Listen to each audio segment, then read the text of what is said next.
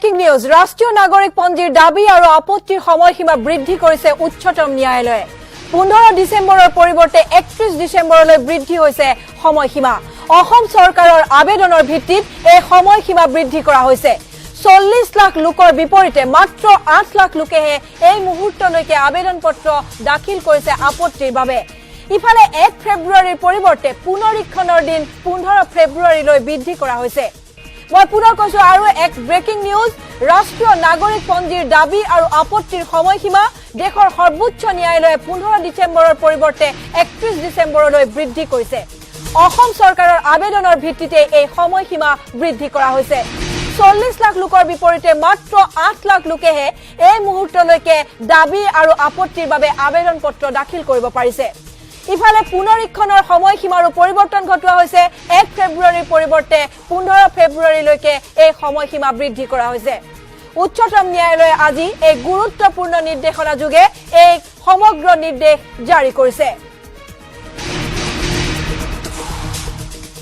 NRC সম্পৰ্কত তা অসমৰ ৰাইজৰ এই যিখিনি দাবী বা তেখেতসকলৰ যিখিনি আলোচনা বা আমি যিখিনি দেখিবলৈ পাইছো তাৰ ওপৰত ভিত্তি কৰি অসম চৰকাৰে উচ্চতম ন্যায়ালয়ত এখন আবেদন দাখিল কৰে আৰু সেই আবেদনৰ ভিত্তিত আজি মহামান্য উচ্চতম ন্যায়ালয়ে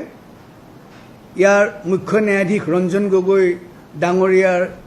দ্বাৰা গঠিত খণ্ডপীঠে ক্লেইমছ এণ্ড অবজেকশ্যনৰ যিটো তাৰিখ আগতে পূৰ্ব নিৰ্ধাৰিত যিটো 15 ডিসেম্বৰ আছিল সেইটো 31 ডিসেম্বৰলৈ বৃদ্ধি কৰিছে অৰ্থাৎ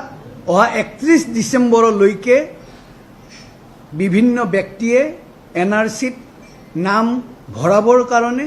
বা কাবাৰ বিৰুদ্ধে যদি অভিযোগ থাকে এই অভিযোগ দিয়াৰ বাবে তেখেতসকলে আবেদন কৰিব পাৰিব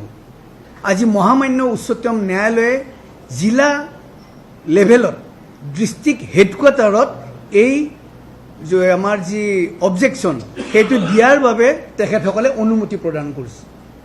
অৰ্থাৎ এতিয়া কোনোবাই যদি অভিযোগ দিব লাগে তেতিয়াহলে জিলা মুখ্য কাৰ্যালয়ত তেখেতসকলে এই অভিযোগ পত্ৰ দাখিল কৰিব পাৰিব 1 ফেব্ৰুৱাৰীৰ পৰা এই ভেৰিফিকেশ্যন কৰাৰ কথা আছিল কিন্তু বৰ্তমান এই ভেৰিফিকেশ্যনৰ ডেট 15 দিন আৰু বঢ়াই দিছে এতিয়া 15 ফেব্ৰুৱাৰী 2019 ৰ পৰাহে এই ভেৰিফিকেশ্যনখিনি এতিয়া আপোনাৰ